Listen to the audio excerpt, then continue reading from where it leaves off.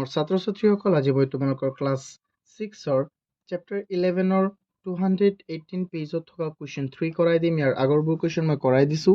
এতিয়া চোৱা, ইয়াত কি কৈছে, এৰেঞ্জিং ইন কুৱেশ্যন 3ত কৈছে arranging in ascending order. Ascending order মানেনো কি? এচেণ্ডিং অৰ্ডাৰ আৰু ডিচেণ্ডিং অৰ্ডাৰ দুটা বস্তু। এচেণ্ডিং অৰ্ডাৰ মানে হ'ল সৰুৰ পৰা ডাঙৰলৈ, আৰু ডিচেণ্ডিং অৰ্ডাৰ এই দুটা মানে বেলেগ বেলেগ বস্তু অপজিট হয়। এচেণ্ডিঙৰ অপজিট ডিচেণ্ডিং হয়।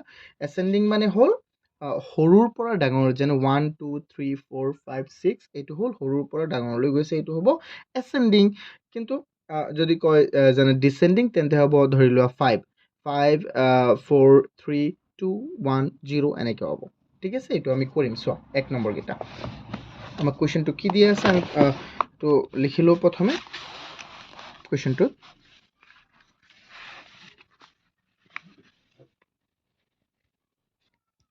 চ' এইটো সলভ কৰোঁ আমি।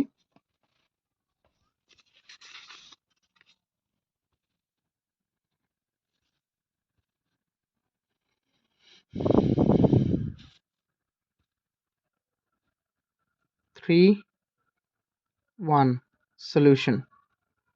So এইটো প্ৰথমে আমাক দিয়া আছে কি, এইটো চাওঁ, 15.73, 15.157.3 and আৰু কি আছে 1.573,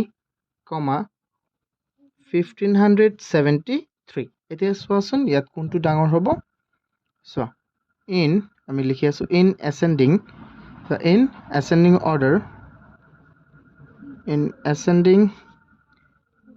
অৰ্ডাৰ, কি হ'ব কোৱা?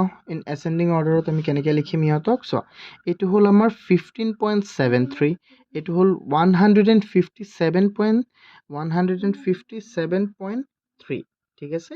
এইটো হ'ল 1.573 আৰু এইটো হ'ল 1573। তেতিয়া আটাইতকৈ সৰু হ'ল এইটো, তেন্তে আমি প্ৰথমে লিখিম 1.573। তাৰপিছত ইয়াৰ ডাঙৰটো কোনটো হ'ব চোৱা, তাৰপিছত এইটো হ'ল 157.3 আৰু এইটো হ'ব 15.73, তেন্তে এইটো হ'ল 15 মানে 15, তেন্তে এইটো হ'ব। তাৰপিছত হ'ব 15.73। তাৰপিছত কি হয় চাওঁ আমি, তাৰপিছত হ'ব চোৱা 157.3, নহয়, ইয়াৰ পিছত হ'ব 157.3। তাৰপিছত কোনটো হ'ব চোৱা, তাৰপিছত হ'ব আমাৰ এইটো 1573। এইটো হ'ল আমাৰ 1 নম্বৰটো। 2 নম্বৰটো চাওঁ, 2 নম্বৰ সলিউশ্যন। 2 নম্বৰটোত কি দিয়া আছে, 48 decimal point 69, 68 decimal point 69, 48 decimal point 96, 86 decimal point 66। তেন্তে এইটো কি হ'ব চোৱাচোন, আমি এনেকৈ লিখিম ঠিক তেনেদৰে আগৰ নিচিনা।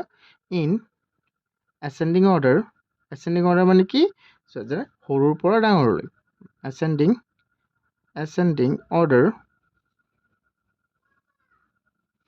এচেণ্ডিং অৰ্ডাৰ কি হ'ব চোৱা, আমি প্ৰথমে চাম।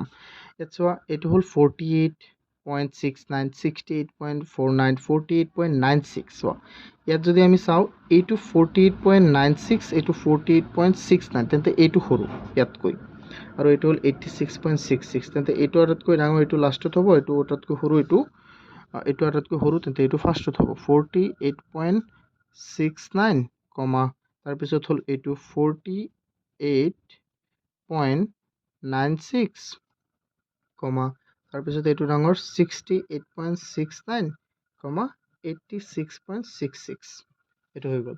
চ' আমি নেক্সট চাওঁ, নেক্সট আমাৰ কি আছে, 3 নম্বৰটোক আমাক কি দিয়া আছে চোৱা, 3 নম্বৰত দিয়া আছে 1000, এইটো সলিউশ্যন লিখিলোঁ মই, 1020 decimal point 01, 1002 decimal point কিমান আছে, 01 decimal point 01, তাৰপিছত 1202.10 অ'কে তাৰপিছত কিমান আছে কমা 10.2001 ইয়াত চোৱাচোন ইয়াত আটাইতকৈ এইটো লিখোঁ আমি ইন ঠিক তেনেদৰে এটা আমি ভালদৰে সজাই পিনে লিখিলে বেছি ভাল লাগে হয়নে নহয় এচেণ্ডিং অৰ্ডাৰ চ' এইটো আমি কেনেকৈ লিখিম ইয়াত হ'ল এইটো 1020 আৰু দশমিক কিমান আছে 01 আৰু 1002 এইটো 1202 এইটো হ'ল 10 তেন্তে এইটো আটাইতকৈ সৰু হয়নে নহয় হয় তেন্তে ইয়াত এইটো আটাইতকৈ সৰু তেন্তে প্ৰথমে আমি আটাইতকৈ সৰুটো লিখিলোঁ 10.2001 আমি চোৱা ডেচিমেল পইণ্টৰ পিছৰকেইটাক আমি অকলে অকলে ক'ব লাগিব হা চ' তাৰপিছত কমা আৰু ইয়াতকৈ ডাঙৰ কোনটো আছে চ' এইটো 1002.01 তাৰপিছত কোনটো আছে তাৰপিছত এইটো আছে 1020 ডেচিমেল পইণ্ট 01 তাৰপিছত আটাইতকৈ ডাঙৰ কোনটো 1202 ডেচিমেল পইণ্ট 10 হয় নহয় এইটো হৈ গ'ল চোৱা এতিয়া আমি চাম আমাৰ নেক্সট আৰু এটা চ' আৰু এটা আছে আমাৰ 4 নম্বৰটো কি দিয়া আছে আমি চাওঁ 4 নম্বৰটোৰ সলিউশ্যন কি হ'ব চোৱা 4 নম্বৰটোত আছে সলিউশ্যন আগতে লিখি লওঁ এইটো হ'ল আমাৰ প্ৰশ্নটো ডেচিমেল পইণ্ট 005 কমা ডেচিমেল পইণ্ট 05 কমা ডেচিমেল পইণ্ট 005 কমা ডেচিমেল পইণ্ট 5 এতিয়া চোৱা এইকেইটা চোৱা ভালদৰে আমি ইয়াত চাওঁ আমি এইটো লিখিলোঁ ইন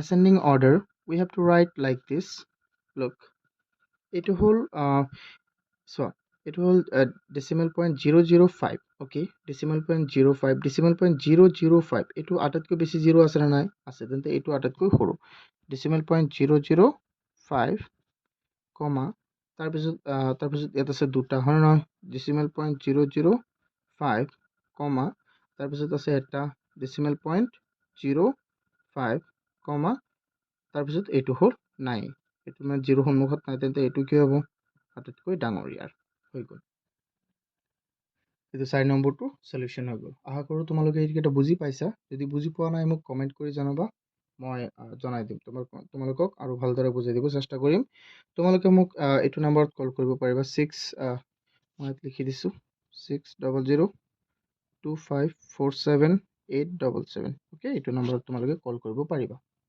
ঠিক আছে থেংক ইউ